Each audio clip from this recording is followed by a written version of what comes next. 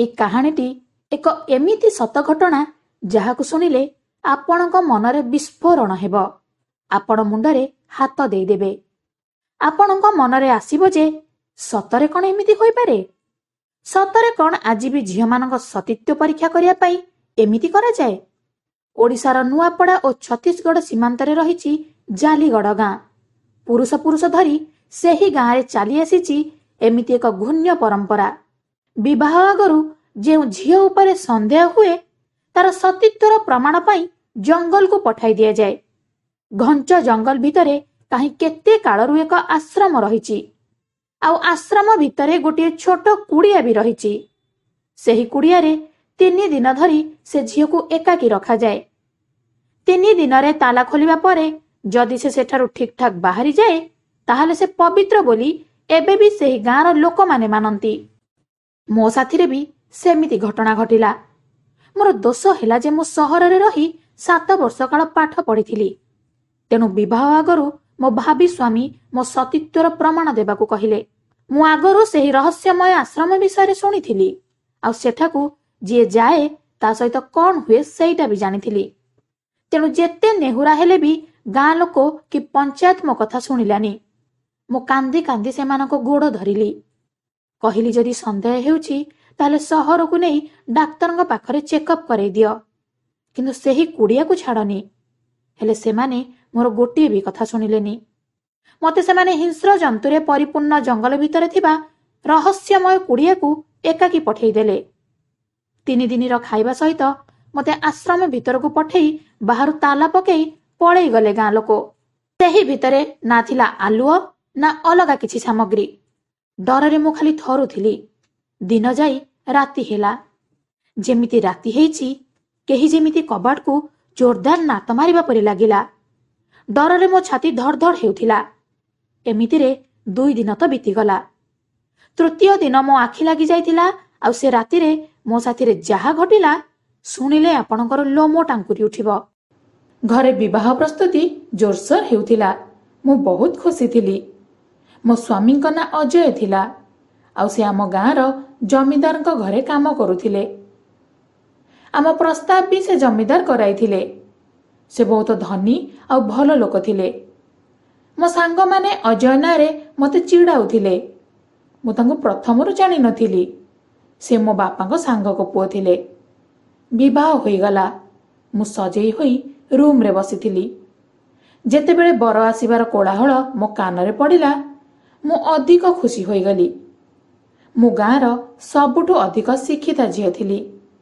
ସାରା ଗାଁରେ IAS pass କରିଥିବା ମୁଁ ପ୍ରଥମ ଝିଅ ଥିଲି।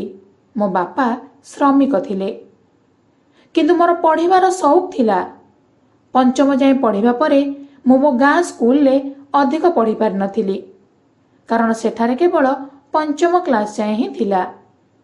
ଏଥିପାଇଁ ମୋ ବାପାଙ୍କ ପାଖରେ ଅଧିକ ପଢ଼ିବା ପାଇଁ ଜିଦ୍ଦି କରୁଥିଲି। କିନ୍ତୁ ମୋ ବାପା ବିଲକୁଲ ବି ଚାହୁଁନଥିଲେ କି ମୁଁ ଆଗକୁ ପଢ଼େ ବୋଲି। କିନ୍ତୁ ମୋ ବାପାଙ୍କୁ ଭଲରେ ବୁଝେଇଲି। ଯେତେବେଳେ ସେ ମାନିଲେନି ସେତେବେଳେ ମୁଁ ତାଙ୍କ ଉପରେ ରାଗିଗଲି। ଆଉ କେତେ ଦିନ ଯାଏଁ ଖାଇଲିନି ବି। ଆଉ ମୋ ଜିଦ୍ଦି ଆଗରେ ସେ ନଇବାକୁ ବାଧ୍ୟ ହେଲେ। ହେଲେ ତାଙ୍କୁ ଡର ଥିଲା କି ମୁଁ ବାହାରକୁ ଯାଇ ଯେମିତି ବିଗିଡ଼ି ନଯାଏ କି ବଦଳି ନଯାଏ। ସେ ଏଇଆ ବି ଶୁଣିଥିଲେ କି ଝିଅମାନେ ଅଧିକା ଶିକ୍ଷିତା ହୋଇଗଲେ କାହା କଥା ଶୁଣନ୍ତିନି। ଏପରିକି ନିଜ ବାପା ମାଙ୍କ କଥା ବି ମାନନ୍ତିନି। ଆଉ ବାପା ମାଙ୍କ ସହିତ ଯୁକ୍ତି ବି କରନ୍ତି। ଏଥିପାଇଁ ସେ ମୋତେ ଅଧିକା ପଢ଼ିବାରୁ ରୋକୁଥିଲେ। କିନ୍ତୁ ସେ ମୋ ଆଗରେ ଏହି ସର୍ତ୍ତ ରଖିଲେ କି ଯେଉଁଠି ସେ ଠିକ୍ କରିବେ ସେଠି ମୋ ବିବାହ ହେବ। ମୋତେ ତ କେବଳ ଆଗକୁ ପଢ଼ିବାର ଥିଲା। ଏଥିପାଇଁ ମୁଁ ତାଙ୍କ ସର୍ତ୍ତକୁ ଖୁସିରେ ଖୁସିରେ ଗ୍ରହଣ କରିନେଲି। ଆଉ ମୁଁ ସହରକୁ ଆସିଗଲି ଅଧିକ ପାଠ ପଢ଼ିବାକୁ। ସହରରେ ମୁଁ ହଷ୍ଟେଲରେ ରହି ପାଠ ପଢ଼ିଲି। 15 ଦିନରେ ଥରେ ଗାଁକୁ ଆସୁଥିଲି। ଯେତେବେଳେ ମୁଁ ଘରକୁ ଆସୁଥିଲି ତ ଗାଁ ଲୋକ ମୋ ବାପାଙ୍କୁ ଶୁଣାଉଥିଲେ କି ତୁ ତୋ ଝିଅକୁ ସହରରେ ପଢ଼ଉଛୁ। ହେଲେ ସେ ଝିଅ ଆଗକୁ ତ ମାନ ମହତ ରଖିବନି। ପୁଣି ତୁ କେଉଁଠି ମୁହଁ ଲୁଚେଇବୁ। କିନ୍ତୁ ମୋ ବାପା ତାଙ୍କ କଥାକୁ ନ ଶୁଣିବା ପରି ରହୁଥିଲେ। କାହିଁକି ନା ତାଙ୍କୁ ତାଙ୍କ ଝିଅ ଉପରେ ପୁରା ଭରସା ଥିଲା।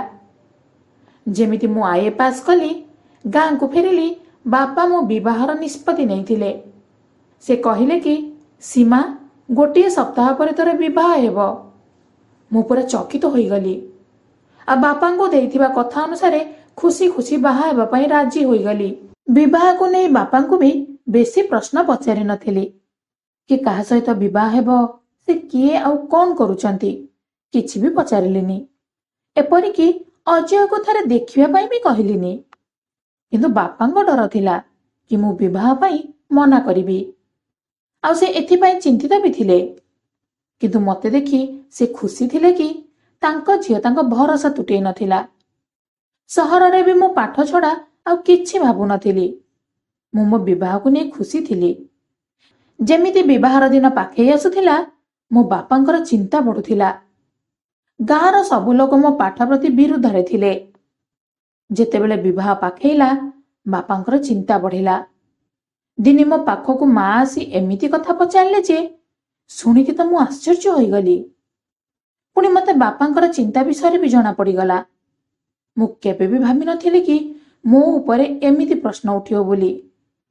ମା କହିଲେ କି 7 ବର୍ଷ ସହରରେ ରହିକି ଆସିଛୁ, ଇଜ୍ଜତ ପକେଇକି ଆସିନୁ ତ?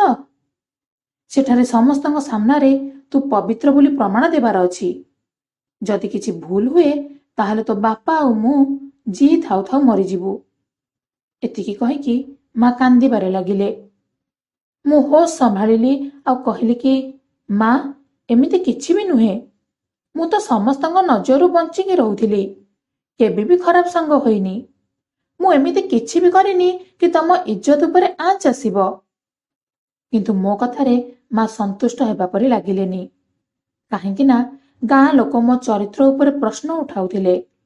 ପୁଣି ସେ କହିବାରେ ଲାଗିଲେ କି ଅଜୟ କହୁଛନ୍ତି କି ବିବାହ ଆଗରୁ ସୀମାଙ୍କୁ ତାଙ୍କ ସତୀତ୍ୱର ପ୍ରମାଣ ଦେବାକୁ ପଡିବ, ସେତେବେଳେ ଯାଇ ବିବାହ ହେବ।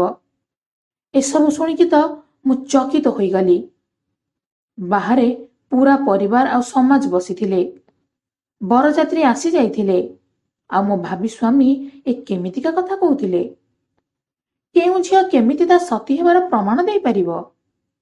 ମୁଁ କହିଲି କି ମା, ମୁଁ ଏ ସମୟରେ କେମିତି ବିଶ୍ୱାସ ଦେଇପାରିବି କି ଏଟା ପୁରାପୁରି ବାଜେ କଥା ବୋଲି? ଭାବି ସ୍ୱାମୀ କହୁଥିଲେ କି ସହରରେ ରହି ପାଠ ପଢୁଥିବା ଝିଅ ଚରିତ୍ରହୀନା।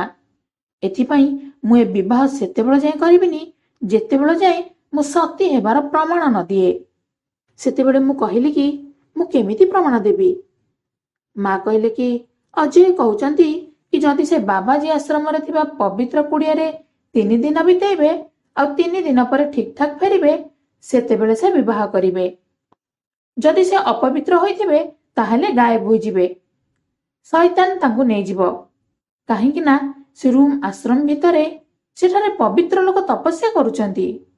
ଯଦି କେଉଁ ଝିଅ ଉପରେ ସନ୍ଦେହ ହୁଏ ତ ତାଙ୍କୁ ସେଠାକୁ ନିଆଯାଇ ବନ୍ଦ କରିଦିଆଯାଏ ଆଉ ସେ ଝିଅକୁ ସେଠାରେ 3 ଦିନ ବିତେଇବାକୁ ପଡିଥାଏ। ମୁଁ ଶିକ୍ଷିତ ଥିଲି, ଏଥିପାଇଁ ସେ ଆଶ୍ରମ ବାଲା କାହାଣୀ ମତେ ବୁଝା ପଡୁନଥିଲା। ହେଲେ ଏହା କେମିତି ହୋଇପାରେ କି ବନ୍ଦ ରୁମ୍ ଝିଅର ସତୀତ୍ୱର ନିଷ୍ପତ୍ତି କେମିତି ନେଇପାରେ? ମୁଁ ଭାବୁଥିଲି କି ଆଜିର ଜମାନାରେ ଗାଁ ଲୋକେ କେଉଁ ଝିଅକୁ ଚରିତ୍ରହୀନା ଆଉ ପବିତ୍ର ହେବାର ପ୍ରମାଣ ଏମିତି ବେକାର ଜିନିଷରୁ କେମିତି ପାଉଛନ୍ତି? ମୁଁ କାହିଁକି ଜଙ୍ଗଲ ଭିତରେ ହୋଇଥିବା ଆଶ୍ରମର ଏକ ଛୋଟିଆ କୁଡ଼ିଆରେ ନିଜକୁ ବନ୍ଦ ରଖିବି? ସେଠାରେ ସାରା ଦିନ ମୁଁ କେମିତି ବିତେଇବି? ମତେ କିଛି ବୁଝା ପଡୁନଥିଲା। କାହିଁକି ନା ମୋ ନିଜର ପବିତ୍ରତାକୁ ମୋ ଠାରୁ ଅଧିକ କିଏ ଜାଣିନଥିବ? ମୋ ବାପା, ମା ଆଉ ଗାଁ ଲୋକ ଆଉ ପଞ୍ଚାୟତ ବି ସେଠାରେ ଉପସ୍ଥିତ ଥିଲା। ମୁଁ କହିଲି କି ମୁଁ ଏମିତି କିଛି ବି ସର୍ତ୍ତରେ ରାଜି ନୁହେଁ। ମୋ କଥା ଶୁଣି ମୋ ଶାଶୁ ଚିଡ଼ିଗଲେ। କହିଲେ ଝିଅର ମନ ଠିକ ନୁହେଁ, ତେଣୁ ସେ ମନା କରୁଛି। ଯଦି ସେ କଥା ମାନୁନି ତାହେଲେ ଆମେ ବରକୁ ଫେରେଇ ନବୁ। ଫେରେଇ ନେବା କଥା ଶୁଣି ମୋ ବାପା ସେମାନଙ୍କ ଆଗରେ ହାତ ଯୋଡ଼ିଲେ। ମୋ ମା ମୋ ପାଖକୁ ଆସି କହିଲେ କି ତୁ କାହିଁକି ଜିଦି କରୁଛୁ? ଯଦି ତୁ ପବିତ୍ର ତାହେଲେ ତାଙ୍କ କଥା କାହିଁକି ମାନୁନୁ? ମୋ ବାପା ମା ପୁରା କାନ୍ଦୁଥିଲେ। ମୁଁ ମୋ ଭାବି ଶାଶୁଙ୍କୁ କହିଲି କି ଯଦି ଆପଣ ମାନଙ୍କୁ ବିଶ୍ୱାସ ହେଉନି ତାହେଲେ କେଉଁ ବି ହସ୍ପିଟାଲକୁ ନେଇ ମୋର ଚେକଅପ୍ କରେଇ ଦିଅ, ତାପରେ ଯାଇ ବିଶ୍ୱାସ ହୋଇଯିବ। ଏବେ ତ ବହୁତ ଉନ୍ନତି ହୋଇସାରିଲାଣି। ଡାକ୍ତର ଆପଣଙ୍କୁ ସବୁ ସତ କହିଦେଇ ପାରିବେ। ଭଗବାନଙ୍କ ପାଇଁ ଏମିତି ଫାଲତୁ ପ୍ରଥା ଉପରେ ବିଶ୍ୱାସ କରନ୍ତୁନି। ଆଉ ନିର୍ଦ୍ଦୋଷ ଝିଅମାନଙ୍କୁ ଏମିତି ସୁନସାନ ଜାଗାରେ ବନ୍ଦୀ କରି ରଖନି। କିନ୍ତୁ କିଏ ବି ମୋର କଥା ଶୁଣିଲେନି। ବାପା ତ ଯେମିତି ନିର୍ଜୀବ ହୋଇଯାଇଥିଲେ। ମାଙ୍କର କାନ୍ଦି କାନ୍ଦି ହାଲତ ପୁରା ଖରାପ ହୋଇଯାଇଥିଲା। ଯେମିତି ସତରେ ମୁଁ ମୋର ସତୀତ୍ୱ ହରେଇକି ଆସିଛି। ମୋ ଉପରେ ଲୋକମାନେ ବହୁତ ଦୋଷ ଲଦୁଥିଲେ। ଗାଁ ଲୋକ ମୋ ବାପାଙ୍କୁ କହିବାରେ ଲାଗିଲେ କି ତତେ ବୁଝଉଥିଲୁ କି ଝିଅକୁ ବାହାରକୁ ପଢିବାକୁ ଛାଡେନି, ଏବେ ପରିସ୍ଥିତି ଦେଖ। ସେତେବେଳେ ତୁ କାହା କଥା ଶୁଣିଲୁନି, ଏବେ ଦେଖ ତୋ ଇଜ୍ଜତ କେମିତି ଯାଉଛି। ମୋ ବାପାଙ୍କ ସାମ୍ନାରେ ବସିକି କାନ୍ଦୁଥିଲି, ପାଟି କରୁଥିଲି କି ବାପା ମୁଁ ସେମିତି କିଛି କରିନି, ତମେ ମୋର ଚେକଅପ୍ କରେଇ ଦିଅ। କିନ୍ତୁ ସବୁ ଲୋକ ବାସ୍ ସେ ଆଶ୍ରମ ଉପରେ ବିଶ୍ୱାସ କରୁଥିଲେ। ମୁଁ ସେଠାକୁ ଯିବା ପାଇଁ ବାରମ୍ବାର ମନା କରିବାଟା ମୋତେ ଚରିତ୍ରହୀନ ବୋଲି ସାବ୍ୟସ୍ତ କରୁଥିଲା। ଆଉ ମୋର ସେଠାକୁ ଯିବାଟା ସମସ୍ତଙ୍କୁ ବିଶ୍ୱାସ ଦେଇପାରିଥାନ୍ତା।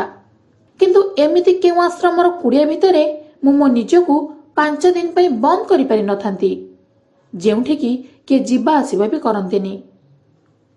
କିନ୍ତୁ ମୋ ବାପା ମାଙ୍କ ଆଖିରେ ଲୁହ ଦେଖି ମୁଁ ନାଚାର ହୋଇଯାଇଥିଲି। ପୁଣି ନିଷ୍ପତ୍ତି କରିବାକୁ ପଞ୍ଚାୟତ ବସିଲା। ଆଉ ସେଠାରୁ ଏହି ନିଷ୍ପତ୍ତି ବାହାରିଲା କି ମୋତେ ଜଙ୍ଗଲରେ 5 ଦିନ ରହିବାକୁ ପଡ଼ିବ। ପଞ୍ଚାୟତ ବି ମୋ ମନର କଥା କିଛି ଶୁଣିଲାନି। ମୁଁ ମୋ ବାପା ମାଙ୍କ ପାଇଁ ଏହି ନିଷ୍ପତ୍ତିକୁ ମାନିନେଲି। ମୁଁ ନବବଧୂର ବେଶ ଓହ୍ଲେଇକି ସାଦା ସିଧା ପୋଷାକ ପିନ୍ଧି ଆଶ୍ରମ ଯିବାକୁ ପ୍ରସ୍ତୁତ ହୋଇଗଲି। କିନ୍ତୁ ମୋର ଅଫସୋସ ଥିଲା କି ଅଜୟ ଏମିତି ମିଛ ଆଉ ବାଜେ ଚିନ୍ତାଧାରା ରଖିଛନ୍ତି ବୋଲି। ଏହି ଚିନ୍ତାଧାରା ଉପରେ ମୋତେ ଅଫସୋସ ଲାଗୁଥିଲା। ପୁଣି ମୁଁ ଚୁପ୍ ହୋଇଯାଇଥିଲି। ଯେଉଁଠୁ ଆଲୋକର ଗୋଟିଏ କଣିକା ବି ନଜର ଆସୁନଥିଲା, ସେଠାରେ ମୁଁ ବାସ୍ ଗୋଟିଏ ମସିନାରେ ପଡ଼ି ରହି ଅସହାୟ ଅବସ୍ଥାରେ କାନ୍ଦୁଥିଲି। କେଜାଣି କେଉଁ ଅନ୍ଧାରୀ ଇଲାକା ଥିଲା। ପିଲାଦିନରୁ ମୁଁ ଏମିତି ଅନ୍ଧବିଶ୍ୱାସର ପ୍ରଥାକୁ ଦେଖି ଆସୁଥିଲି। ବାହାରେ ତାଲା ଝୁଲୁଥିଲା, ଆଉ ମୋ ପାଇଁ 3 ଦିନର ଖାଇବା ପିଇବା ଜିନିଷ ରଖି ଦିଆଯାଇଥିଲା। ମୋ ଉପରେ ଅଜୟଙ୍କର କାହିଁକି ସନ୍ଦେହ ହେଲା କେଜାଣି? ରୁମ୍ ପୁରା ବନ୍ଦ ଥିଲା, ଏପରିକି ସେଠାରେ ଗୋଟିଏ ଲାଇଟ୍ ବି ନଥିଲା। ପୁରା ଅନ୍ଧାରରେ ସମୟ ବି ଜଣାପଡ଼ୁନଥିଲା। ବାସ୍ ଗୋଟିଏ ଫ୍ୟାନ୍ ଚାଲୁଥିଲା। ଜଙ୍ଗଲ ପାଖରେ ପୁରା ସୁନସାନ ଜାଗା ଥିଲା। କେତେବେଳେ ବି ଜଙ୍ଗଲୀ ପଶୁ କବାଟ ଭାଙ୍ଗି ମୋ ଉପରେ ଆକ୍ରମଣ କରିପାରିଥାନ୍ତେ। ମୁଁ ମସିଣା ଉପରେ ବସିଗଲି। ରୁମ୍ର କବାଟ ଲୁହାର ଥିଲା। ମୋ ପରି ପତଳା ଝିଅ ତାକୁ ଖୋଲି ପାରିବନି। ମୁଁ ଖାଇବା ଟୋକେଇରୁ କପଡ଼ା ହଟେଇଲି, କିନ୍ତୁ ସେଠାରେ ଅଳ୍ପ ଫଳ ବ୍ୟତୀତ ଆଉ କିଛି ବି ନଥିଲା। ସେ ଫ୍ୟାନ୍ର ସୁଇଚ୍ ବି ନଥିଲା, ନା ସେଠାରେ ବଲ୍ବ ବି ଥିଲା। ସେଠାରେ ଗୋଟିଏ ବାଥରୁମ୍ ଥିଲା, ଆଉ ସେଠା ବି ଅନ୍ଧାର ଥିଲା। ପୁରା ରୁମ୍କୁ ମୁଁ ଭଲରେ ନିରୀକ୍ଷଣ କରିଦେଲି, କିନ୍ତୁ କିଛି ବି ଦେଖାଯାଉନଥିଲା। ମୁଁ ହତାଶ ହୋଇ ମସିଣାରେ ବସିଗଲି। ଏବେ କିଛି ସମୟ ବିତିଛି କି ନା ସେଠାକୁ କିଏ ଆସିବାର ଶବ୍ଦ ଶୁଭିଲା। ଡରରେ ତ ମୋ ପ୍ରାଣ ବାହାରି ପଡ଼ିବା ପରି ଲାଗିଲା। ବାହାରେ କିଛି ଜଙ୍ଗଲୀ ପଶୁଙ୍କ ଆସିବାର ଶବ୍ଦ ଶୁଭିଲା। ତା ସହିତ ବିଜୁଳି ବି ମାରୁଥିଲା। ବିଜୁଳିର ଚମକ ତା ଭିତରକୁ ଆସିପାରୁନଥିଲା, କିନ୍ତୁ ବିଜୁଳି ଘଡ଼ଘଡ଼ି ସହିତ ସେ ଜଙ୍ଗଲୀ ପଶୁର ସ୍ୱର ପାଇଁ ମୋ ଛାତି ଧଡ଼ ଧଡ଼ ହେବାକୁ ଲାଗିଲା। ପୁଣି ସେଠାରେ ଜୋର ବର୍ଷା ହେବାକୁ ଲାଗିଲା। ମୁଁ ମସିଣାରେ ବସି କାନ୍ଦିବାକୁ ଲାଗିଲି। ମୋତେ ଜଣେ ସମ୍ପର୍କୀୟଙ୍କ ଘଟଣା ମନେ ପଡ଼ିଗଲା। ମୋର ଜଣେ ସମ୍ପର୍କୀୟ ଯେତେବେଳେ ଅନ୍ୟ ଗାଁରେ ରହୁଥିବା ନିଜ ମାଉସୀଙ୍କ ଘରେ କିଛି ଦିନ ରହିକି ଫେରିଲେ, ତାଙ୍କ ଭାବି ସ୍ୱାମୀ ବି ସମାନ କଥା କହିଥିଲେ କି ତାଙ୍କୁ କୁଆଁରୀ ହେବାର ପ୍ରମାଣ ଦେବାକୁ ପଡ଼ିବ। ପ୍ରଥମେ ତ ତାଙ୍କ ଉପରେ ବହୁତ ଦୋଷ ଲଦି ଦିଆଗଲା। ଅଲଗା ପୁଅ ସହିତ ସମ୍ପର୍କ ରଖିଥିବା ନେଇ ଦୋଷ ଲଦି ଦିଆଗଲା। ସେ ବିଚାରୀ କାନ୍ଦୁଥିଲା, ଆଉ ଚିଲେଇ ଚିଲେଇ କହୁଥିଲା କି ସେ ସେମିତି କିଛି ବି କରିନି। କିନ୍ତୁ କିଏ ବି ତା କଥା ଶୁଣିଲେନି।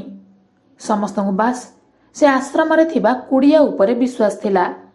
ସେତେବେଳେ ବି ଏଇଆ କହୁଥିଲେ କି ସେଟା ପବିତ୍ର ଆଶ୍ରମ, ପବିତ୍ର ଝିଅ ମହିଳାଙ୍କ ବିଷୟରେ ସତ କହିଦିଏ। ଆଜି ଯାଏଁ ମୁଁ ବି ବୁଝିପାରୁନଥିଲି, କିନ୍ତୁ ମୋର ସେହି ସମ୍ପର୍କୀୟ ଝିଅକୁ ରୁମ୍ରେ ବନ୍ଦ କରି ଦିଆଗଲା, ଆଉ ସେ ରୁମ୍କୁ ତାଲା ଲଗାଇ ଦିଆଗଲା। ଯେଉଁଠୁ ସେ କୁଆଁରୀ ବୋଲି ପ୍ରମାଣ ମିଳିବାର ଥିଲା, ସେଠାରେ ଗୋଟେ ଛୋଟ ମନ୍ଦିର ଥିଲା। ସେଠାରେ କିଛି ବାବାଜୀ ତପସ୍ୟା କରୁଥିଲେ। ପୁରା ଗାଁରେ କିଏ ବି ତାଙ୍କୁ ଦେଖୁନଥିଲେ।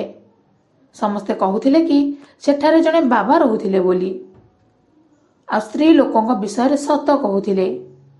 3 ଦିନ ପରେ ଯେତେବେଳେ ମୋ ସମ୍ପର୍କୀୟ ବାହାରକୁ ବାହାରିଲେ ତାଙ୍କ ରଙ୍ଗ ଫିକା ପଡ଼ିଯାଇଥିଲା। ଯଦିଓ ସେ ବହୁତ ସୁନ୍ଦର, କିନ୍ତୁ ଦୁର୍ବଳ କାରଣରୁ ସେ ଠିକରେ ଚାଲି ବି ପାରୁନଥିଲେ। ତାଙ୍କ ମୁହଁରୁ ଗୋଟିଏ ଶବ୍ଦ ବି ବାହାରୁନଥିଲା। ପୁଣି ବିବାହ ତାରିଖ ପଳେଇ ଆସିଲା, କିନ୍ତୁ ବିବାହର କିଛି ଦିନ ଆଗରୁ ସେ ମରିଗଲେ। ମରିବା ବେଳକୁ ତାଙ୍କ ଚେହେରା ବିଲକୁଲ ଶୁଖି ଯାଇଥିଲା। ପୁରା ଗାଁ କହୁଥିଲା କି ସେ ବିଷ ଖାଇ ଦେଇଥିଲେ ବୋଲି। ମୁଁ ସେତେବେଳକୁ ମାତ୍ର 10 ବର୍ଷର ହୋଇଥିଲି। ତାଙ୍କ ସହିତ ମୁଁ ବହୁତ ମିଶୁଥିଲି। ମୁଁ ବହୁତ କାନ୍ଦିଥିଲି। ଆଜି ମୋ ସହିତ ସମାନ ଘଟଣା ଘଟିବାକୁ ଯାଉଥିଲା। ଏସବୁ ଭାବିକି ମୁଁ ଚିନ୍ତାଗ୍ରସ୍ତ ହୋଇପଡ଼ିଲି। କିନ୍ତୁ କାନ୍ଦିକି କିଛି ବି ଫାଇଦା ନଥିଲା। ମୁଁ ଭଗବାନଙ୍କ ପାଖରେ ପ୍ରାର୍ଥନା କରିବା ଆରମ୍ଭ କରିଦେଲି। ଯଦି କିଛି ମୋତେ ସାହାଯ୍ୟ ମିଳିଯିବ। ମୁଁ ବାଥରୁମ୍ ଗଲି। ହାତ ଧୋଉଥିଲି ତ ବାଥରୁମ୍ ଭିତରୁ ଝରକା ଖୋଲିଗଲା। ମୁଁ ଡରିଗଲି, କାରଣ ସେ କୁଡ଼ିଆରେ ଯଦିଓ କେଉଁଠି ବି ଝରକା ନଥିଲା, ତାହେଲେ ବାଥରୁମ୍ରେ କୁଆଡ଼ୁ ଆସିଲା। କିନ୍ତୁ ଯେତେବେଳେ ମୁଁ ସେ ଝରକା ବାହାରୁ ଆସୁଥିବା ହାତକୁ ଦେଖିଲି, ଲାଗିଲା ମୋ ଜୀବନ ପଳେଇବ। ସେଠାରେ ଜଣେ ପୁରୁଷ ଲୋକର ହାତ ଦେଖି ମୁଁ ପୁରା ଡରିଗଲି। କବାଟ ବନ୍ଦ କରିଦେଲି। ପୁଣି ଭାବିଲି କି ଘଟଣା କ'ଣ? ଏଠାକୁ ତ କିଏ ଯିବା ଆସିବା ବି କରନ୍ତିନି। ପୁଣି ରୁମ୍ ଭିତରେ ଯଦି ଝରକା ନାହିଁ, ତାହେଲେ ବାଥରୁମ୍ରେ କେମିତି ଝରକା ରହିଛି? ନିରୀକ୍ଷେଇ ଦେଖିବାରୁ ସେଠାରେ କେବଳ କାନ୍ଥ ହିଁ ଦିଶିଲା। ପୁଣି ସେଠାକୁ ଝରକା କେମିତି ପଳେଇ ଆସିଲା? ଏହା ଭିତରେ କିଛି ସମୟ ଯାଏଁ କବାଟର ଠକ୍ ଠକ୍ ଶବ୍ଦ ଶୁଭିଲା। ଆଉ ମୋ ହାତ ଗୋଡ଼ ଡରରେ ଥରିବାକୁ ଲାଗିଲା। ମୋତେ ଲାଗୁଥିଲା କି ମୋର ହାର୍ଟଫେଲ୍ ହୋଇଯିବ ବୋଲି। କିନ୍ତୁ ବାଥରୁମ୍ର କବାଟ ବି ଲୁହାର ଥିଲା, ତେଣୁ ସେଇଟା ଏତେ ସହଜରେ ଖୋଲିବାର ନଥିଲା। ମୁଁ ଡରରେ ରୁମ୍ର ଗୋଟିଏ କୋଣରେ ବସିଗଲି। ମୋତେ ଯଦିଓ କାହାର ସ୍ୱର ଶୁଭୁନଥିଲା, କେବଳ କବାଟ ବାଡ଼େଇବା ଶବ୍ଦ ଶୁଭୁଥିଲା। କିଛି ସମୟ ପରେ ସେ ଶବ୍ଦ ବି ବନ୍ଦ ହୋଇଗଲା। ସେ କିଏ ଥିଲେ? କ'ଣ ବଣ ମଣିଷ ଥିଲେ କି? କାରଣ ତାଙ୍କ ହାତରେ ଚୁଟି ରହିଥିଲା। ମୁଁ ଜଙ୍ଗଲ ଭିତରେ ଥିଲି, ତେଣୁ ସେଠାରେ ଜଙ୍ଗଲୀ ଜନ୍ତୁ ଆସିବା କିଛି ବଡ଼ କଥା ନଥିଲା। କିନ୍ତୁ ନିଦ ବି ଏମିତି ଜିନିଷ ଯେ ପ୍ରତ୍ୟେକ ପରିସ୍ଥିତିରେ ଆସିଯିବ। କାନ୍ଦି କାନ୍ଦି କେତେବେଳେ ମୋ ଆଖି ଲାଗିଯାଇଛି ମୁଁ ଜାଣିପାରିଲିନି। ସକାଳୁ ଉଠିବା ପରେ ଯେତେବେଳେ ରାତି କଥା ମନେ ପଡ଼ିଲା, ମୁଁ ବି ଡରିଗଲି। ସାହସ କରି ବାଥରୁମ୍କୁ ଗଲି। କିନ୍ତୁ ଦେଖିବା ବେଳକୁ ସେଠାରେ ତ ସେ ଝରକା ନଥିଲା, ବାସ୍ କାନ୍ଥ ଥିଲା। ମୁଁ ଏମିତି ଡରି ଯାଇଥିଲି କି ଜଲ୍ଦି ରୁମ୍କୁ ପଳେଇ ଆସିଲି। ଭାବିଲି କି ଝରକା କୁଆଡ଼େ ଗଲା। ଏମିତିରେ ରାତି ହେଲା। ପୁଣି ସେମିତି କବାଟ ଠକ୍ ଠକ୍ ହେଲା।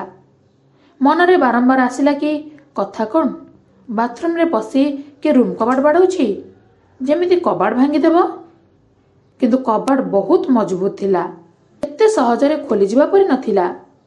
ମୁଁ କବାଟ ଖୋଲିଲିନି, ନା କିଛି ପାଟି କଲି। ମୋର ସେଠାରେ ଦ୍ୱିତୀୟ ରାତି ଥିଲା। ଅଧା ରାତିରେ କେଜାଣି କିଏ ଆସି କବାଟ ବାଡ଼ଉଛି। ସାରା ଦିନ ବିତିଗଲେ ବି କେହି ଆସି କବାଟ ବାଡ଼ଉନାହାନ୍ତି। ପରଦିନ ସକାଳୁ ମୁଁ ଭାବିଲି କି ବାଥରୁମ୍ ଯାଇ ଭଲରେ ଯାଞ୍ଚ କରିବି। ସକାଳ ହେବା ପରେ ବି ସାଙ୍ଗେ ସାଙ୍ଗେ ଯାଇ ବାଥରୁମ୍ ଚେକ୍ କଲି। ଯେଉଁ ସ୍ଥାନରେ ଝରକା ଖୋଲା ଥିଲା, ଦିନବେଳା ସେ ଜାଗାକୁ ଦେଖିଲି କାନ୍ଥ ପରି ହିଁ ଲାଗୁଛି। କିନ୍ତୁ ଯେତେବେଳେ ପୁରା ନିରୀକ୍ଷେଇ ଦେଖିଲି ତ ସେଠାରେ ଏକ ସୁଡ଼ଙ୍ଗ ରହିଥିବା ଜଣାପଡ଼ିଲା। କେଜାଣି ସେ ସୁଡ଼ଙ୍ଗ କୁଆଡ଼େ ଯାଇଥିଲା? ବହୁତ ଅନ୍ଧାର ଥିଲା। ମୋତେ ବି ବହୁତ ଡର ଲାଗୁଥିଲା। ମୁଁ ସେ ଝରକା ଦେଇ ସୁଡ଼ଙ୍ଗ ଭିତରକୁ ଗଲି। ବିଶ୍ୱାସ ଥିଲା କି ମୁଁ ବାହାରକୁ ବାହାରି ଯିବି। ଡରି ଡରି ମୁଁ ଆଗକୁ ବଢ଼ୁଥିଲି। କିଛି ବାଟ ପରେ ମୋତେ ଆଲୋକ ଦେଖାଗଲା। ସେଠାରେ ପହଞ୍ଚି ଦେଖିଲି କି ସେଠାରେ ଲାଇଟ୍ ସୁଇଚ୍ ଥିଲା। ସେଇଟା ଅନ୍ କରିବା ପରେ ପୁରା ସୁଡ଼ଙ୍ଗରେ ଲାଇଟ୍ ଜଳି ଉଠିଲା। ସେଠାରେ ଉପରକୁ ସିଡ଼ି ଯାଇଥିଲା। ଯେତେବେଳେ ମୁଁ ସେ ସିଡ଼ିରେ ଚଢ଼ିଲି ଆଉ ସେଠାରେ ଥିବା କବାଟ ଖୋଲିବା ପାଇଁ ଚେଷ୍ଟା କଲି, ସେଇଟା ଖୋଲିଲାନି। ବହୁତ ସମୟ ଚେଷ୍ଟା କରିବା ପରେ କବାଟ ଖୋଲିଗଲା। ସେଇଟା ଆଶ୍ରମ ରୁମ୍ ଥିଲା। ସେଠାରେ ଆଶ୍ରମର ଦାନ ଦକ୍ଷିଣା ରଖାଯାଉଥିଲା। ସେଠାରେ ପହଞ୍ଚି ଯାହା ଦେଖିଲି, ମୁଁ ତ ସ୍ତବ୍ଧ ହୋଇଗଲି। ଏଥିପାଇଁ ସାହାଯ୍ୟ ପାଇଁ ମୁଁ କାହାକୁ ଡାକିପାରିଲିନି। ପୁଣି ଭାବିଲି ଯେ ଯଦି କିଏ ମୋତେ କୁଡ଼ିଆରୁ ବାହାରେ ଥିବା ଦେଖିଦିଏ, ତାହେଲେ ମୋ ବାପା ମାଙ୍କୁ ଶୁଣେଇ ଶୁଣେଇ ମାରିଦେବେ। ସେତେବେଳକୁ କିଏ ଆସିବାର ଶୁଭିଲା। ମୁଁ ଜଲ୍ଦି ଜଲ୍ଦି ସେ ସୁଡ଼ଙ୍ଗକୁ ବନ୍ଦ କରିଦେଲି। ସେଠାରେ ରହିଥିବା ବାକ୍ସ ପଛପଟରେ ଲୁଚିଗଲି। ଲାଗିଲା ସେ ଲୋକମାନେ ମୋତେ ଦେଖିଦେବେ। ଯେମିତି ମୁଁ 3 ଜଣଙ୍କୁ ଭିତରକୁ ଆସିବାର ଦେଖିଲି, ମୋ ଜୀବନ ଚାଲିଗଲା ପରି ଲାଗିଲା। ଯେତେବେଳ ଯାଏଁ ସେମାନେ ସେଠାରେ ରହିଲେ ମୁଁ ପୁରା ପାଟି ବନ୍ଦ କରି ସେଠାରେ ବସି ରହିଲି। ଆଉ ସେମାନେ ଯିବା ପର୍ଯ୍ୟନ୍ତ ସେଠାରେ ଅପେକ୍ଷା କରି ରହିଲି। ପୁଣି ସେମାନେ ନିଜ କାମ ସାରି ସେଠାରୁ ପଳେଇଲେ। ସେହି ରୁମ୍ରେ ଶ୍ରଦ୍ଧାଳୁମାନେ ଦେଉଥିବା ଦାନ ରହୁଥିଲା। ଏଥିପାଇଁ ସେଠାକୁ କେହି ଫାଲତୁ ଲୋକ ଆସୁନଥିଲେ। ଯେଉଁ ଲୋକ ଆଶ୍ରମରେ କାମ କରୁଥିଲେ ସେମାନେ ହିଁ ସେଠାକୁ ଆସିପାରୁଥିଲେ। ମୁଁ ଡରିକି ରହିଥିଲି। କିଛି ବି ବୁଝିପାରୁନଥିଲି। ଭାବିଲି ରାତି ହେବା ଯାଏଁ ଅପେକ୍ଷା କରିବି। ଆଉ ଦେଖିବି କିଏ ଯାଏ କବାଟ ଜୋର ଜୋର କରି ଠକ୍ ଠକ୍ କରୁଛି। ସେ ବଣ ମଣିଷ କିଏ ଥିଲା? ସେଇଟା ମୋ ପାଇଁ ଭଲ ମୌକା ଥିଲା। କିଛି ସମୟ ପରେ ଜଣେ ଲୋକ ନଜରକୁ ଆସିଲେ। ସେ ଜମିଦାର ଥିଲେ ଆଉ ସାଥିରେ ପଞ୍ଚାୟତ ବି ଥିଲେ। ସେ ଜଣେ ଭଲ ହୃଦୟର ଲୋକ ଥିଲେ। ଲୋକଙ୍କର ସାହାଯ୍ୟ କରୁଥିଲେ। ଯଦି କାହାର ବିବାହ ହୋଇପାରୁନଥିଲା ତ ସେ ସବୁ ଖର୍ଚ୍ଚ ଦେଇ ବିବାହ କରାଉଥିଲେ। ତେଣୁ ଗାଁର ସମସ୍ତଙ୍କ ଭିତରେ ସେ ପ୍ରିୟ ଥିଲେ। ସବୁ ଝିଅଙ୍କ ଭିତରେ ସେ ଆଦରଣୀୟ ଥିଲେ। ତାଙ୍କର ବହୁତ ବଡ଼ ଘର ଥିଲା। ମୁଁ କେତେଥର ତାଙ୍କ ଘରକୁ ବି ଯାଇସାରିଥିଲି। କାହିଁକି ନା ତାଙ୍କ ନାତୁଣୀ ମୋ କ୍ଲାସରେ ପଢୁଥିଲା। ମୋ ସାଥିରେ ହଷ୍ଟେଲରେ ବି ରହୁଥିଲା। କିନ୍ତୁ ସେମାନେ ଧନୀ ଥିଲେ ଆଉ ସେଥିପାଇଁ ହଷ୍ଟେଲ ରୁମ୍ ତାଙ୍କ ଅନୁସାରେ ହୋଇଥିଲା। ମୁଁ ଗରିବ କୃଷକର ଝିଅ ଥିଲି। ତେଣୁ ଗୋଟିଏ ଛୋଟ ରୁମ୍ରେ ରହୁଥିଲି। ସେମାନେ ଧନୀ ଥିଲେ ବି ତାଙ୍କ ନାତୁଣୀର ଗର୍ବ ବୋଲି କିଛି ନଥିଲା। ଗାଁକୁ ଯିବାବେଳେ ସେ ତାଙ୍କ ଗାଡ଼ିରେ ହିଁ ମୋତେ ନେଇଯାଉଥିଲେ। ତେବେ ସେ ଆଜି ଆଶ୍ରମ ଭିତରେ ଥିବା ସେ କୁଡ଼ିଆ ପାଖରେ କ'ଣ କରୁଥିଲେ? ସେଠୁ ମୁଁ ଭାବିଲି କି ଆଶ୍ରମ ତ ତାଙ୍କରି ଖର୍ଚ୍ଚରେ ତିଆରି ହୋଇଛି। ତେଣୁ ଦାନର ହିସାବ ନେବାକୁ ଆସିଥିବେ।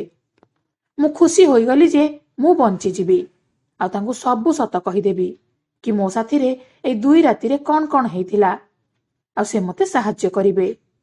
କିନ୍ତୁ ତାପରେ ମୁଁ ଯାହା ଦେଖିଲି ମୋର ତ ହୋସ୍ ଉଡ଼ିଗଲା। ମୋ ଆଖିକୁ ବିଶ୍ୱାସ କରିପାରିଲିନି। ସେ ସେହି ସୁଡ଼ଙ୍ଗ କବାଟ ଖୋଲୁଥିଲେ। ମୁଁ ଚୁପ୍ ସେଠାରେ ଲୁଚି ରହି ଦେଖୁଥିଲି। ତାଙ୍କ ସୁଡ଼ଙ୍ଗ କଥା କେମିତି ମାଲୁମ ହେଲା? ଘଟଣା କ'ଣ? ମୁଁ କିନ୍ତୁ ଭାବିକି ଖୁସି ହେଉଥିଲି କି ମୋ ତ୍ରାଣକର୍ତ୍ତା ମୋ ସାମ୍ନାରେ ଛିଡ଼ା ହୋଇଛନ୍ତି ବୋଲି, ଯିଏ ମୋତେ ବଞ୍ଚେଇ ପାରିବେ ଆଉ ମୋ କଥା ନିଶ୍ଚୟ ବୁଝିବେ। କିନ୍ତୁ ସେ ମାମଲା ଓଲଟା ଥିଲା। ଜମିଦାର ବାବୁ ନିଜର 2 ଚାକରଙ୍କ ସହିତ ସୁଡ଼ଙ୍ଗର କବାଟ ପାଖରେ ଛିଡ଼ା ହୋଇଥିଲେ। ତାଙ୍କର ସେହି ଚାକରଙ୍କ ଭିତରୁ ଜଣେ ବଡ଼ ମଣିଷର କପଡ଼ା ପିନ୍ଧିଲା। ପୁଣି ଆର ଜଣକ କବାଟ ଖୋଲିଲା। ପୁଣି ସେମାନେ ସୁଡ଼ଙ୍ଗକୁ ପଶିଲେ। ଆଉ ସେମାନେ ଏଇଆ କଥା ହେଉଥିଲେ କି ଯଦି ସେ ଝିଅ ଆଜି କବାଟ ନ ଖୋଲେ ତାହେଲେ କବାଟ ଭାଙ୍ଗିଦେବେ। ଶୁଣିକି ମୋର ହୋସ୍ ଉଡ଼ିଗଲା। ସେମାନେ ମଣିଷ ରୂପରେ ରାକ୍ଷସ ବୋଲି ମୋତେ ଅନୁଭବ ହେଲା। ମୁଁ ଭାବିଲି କି ଯଦି ସେମାନେ ମୋତେ ପାଇଯିବେ ତାହେଲେ ମୋତେ ଛାଡ଼ିବେନି। ମୋତେ ତୁରନ୍ତ ସେଠାରୁ ପଳେଇବାର ଥିଲା। ଯେମିତି ସେମାନେ ସେଠାରୁ ପଳେଇଲେ ମୁଁ ସେହି କବାଟ ଦେଇ ବାହାରିଗଲି ଆଉ କବାଟର ତାଲା ଚାବି ନିଜ ପାଖରେ ରଖିଦେଲି। ଆଉ ସମସ୍ତଙ୍କୁ ଲୁଚି ଆଶ୍ରମ ପାଚେରୀ ଡେଇଁ ବାହାରି ପଳେଇଲି। ପାଚେରୀ ପାଖ ମାଟି ପୁରା ଓଦା ଥିବାରୁ ମୋର କିଛି ବି ହେଲାନି। ସେଠାରୁ ବାହାରି ମୁଁ ଆଖି ବୁଜା ଦୌଡ଼ିଲି। ମୁଁ ଜାଣିନଥିଲି କି ମୋ ସାଥିରେ କ'ଣ ଘଟିବ। ମୋତେ କେବଳ ମୋ ଇଜ୍ଜତ ବଞ୍ଚେଇବାର ଥିଲା। ଗାଁ ଲୋକଙ୍କ ସାମ୍ନାରେ ଏ ଆଶ୍ରମର ପୋଲ୍ ଖୋଲିବାର ଥିଲା, ଯେଉଁଥିରେ ଲୋକଙ୍କର ଆସ୍ଥା ଓ ବିଶ୍ୱାସ ଯୋଡ଼ି ହୋଇ ରହିଥିଲା। ମୋ ସମ୍ପର୍କୀୟଙ୍କ ସହିତ କ'ଣ ହୋଇଥିବ ଏବେ ମୁଁ ଜାଣିପାରୁଥିଲି। ସେ ବିଷ ଏଥିପାଇଁ ପିଇ ମରିଗଲେ କାରଣ ଏହି ଅମଣିଷମାନେ ତାଙ୍କୁ ତାଙ୍କର ଶିକାର ବନେଇଥିବେ। ମୋ ହୃଦୟରେ ଜମିଦାର ପ୍ରତି ବହୁତ ଇଜ୍ଜତ ଥିଲା। ସେଥିପାଇଁ ତାଙ୍କ କୁଚକ୍ରାନ୍ତକୁ ମୁଁ ବୁଝିପାରିଲିନି। ସେହି ସବୁ ଖେଳ ସେ ଜମିଦାର ହିଁ ରଚୁଥିଲେ। ଅଜୟ ୟାଙ୍କ ପାଖରେ ହିଁ ଚାକିରି କରୁଥିଲେ। ତେଣୁ ତାଙ୍କ ମନରେ ବି ସନ୍ଦେହ ଏହି ଜମିଦାର ବି ସୃଷ୍ଟି କରିଥିବେ। ସାଧା ସିଧା ଗାଁ ଲୋକଙ୍କୁ ମୂର୍ଖ ବନେଇ ତାଙ୍କର ସୁନ୍ଦର ଝିଅମାନଙ୍କୁ ସେହି ଆଶ୍ରମକୁ ଯିବା ପାଇଁ ବାଧ୍ୟ କରୁଥିଲେ। କାରଣ ମୋ ବିବାହ ପାଇଁ ବି ପଞ୍ଚାୟତ ଏହି ନିଷ୍ପତ୍ତି ଜମିଦାର ନେଇଥିଲା। ଆଉ ତାଙ୍କର ଏମିତି ନିଷ୍ପତ୍ତି ପଛରେ ସେ ସୁନ୍ଦର ଝିଅଙ୍କୁ ଖୋଜି ଏମିତି ଚକ୍ରାନ୍ତ କରିବାର ଲକ୍ଷ୍ୟ ବି ଥିଲା। ଆଉ ସୁନ୍ଦର ଝିଅଙ୍କୁ ଫସେଇ ଆଶ୍ରମକୁ ନେଇ ତାଙ୍କ ଶିକାର ବନେଇବା ତାଙ୍କର ଲକ୍ଷ୍ୟ ଥିଲା। ମୁଁ ଏକମୁହାଁ ହୋଇ ଦୌଡ଼ୁଥିଲି। ଅଚାନକ ଜଣେ ବାଇକ୍ ଚାଳକଙ୍କୁ ଦେଖିଲି ଆଉ ତାଙ୍କ ଆଗରେ ବେହୋସ ହୋଇଗଲି। ଯେତେବେଳେ ମୋର ହୋସ୍ ଆସିଲା ତ ମୁଁ ମୋର ବଡ଼ ବାପାଙ୍କ ଘରେ ଥିଲି। ବଡ଼ ବାପାଙ୍କୁ ଦେଖି ଟିକେ ସାହସ ଆସିଲା ଆଉ ମୁଁ କାନ୍ଦି ପକେଇଲି। से मो पाखरे बसी साहस दे पचारे कि झियो तू सेठाकू केमिति पहुंचिलु, तू तो आश्रम रे थिलु। आ कहले कि चल तते चुप से नहीं सेठाकू छाड़देवी, काहाकू भी जना पड़िबनी कि तू बाहर को बाहरी थिलु बोली, आ तो बापांकर इज्जत भी बंची जीवो। मु बहुत कांदिबाकू लागिली। मो साथी कौन हेची तांको कहिबाकू लागिली। आ केमिति सुड़ंग जरिया रे से कुड़ियारू बाहरिली सबु किछि कहिदेली। आ कहली कि मो सहित खराब काम करने जमीदार ये सब हेउछि एक चाल। प्रथमे तो से विश्वास कलेनी, पुणी मु कहली कि दीदी सहित भी सेमाने एमिति काम करिसंती, तेणु दीदी विष खाई मरीगले। काहेकि ना दीदी तांकर झियो थिले। मोठारु शुणी से स्तब्ध होईगले। किछि समय पर कहले कि एमिति राक्षस को मु छाड़ीबिनी, तो दीदी तो चलीगला, एबे तो सहित किछि भी खराब हेबाकू देबिनी। तू एठारे लुचिकी रह। सेमानकर ए चाल मु समस्तक सामना को आनिबी, सेमानकू दंड देबी, गाँ झियो मानकू ताठारु बंचेइबी।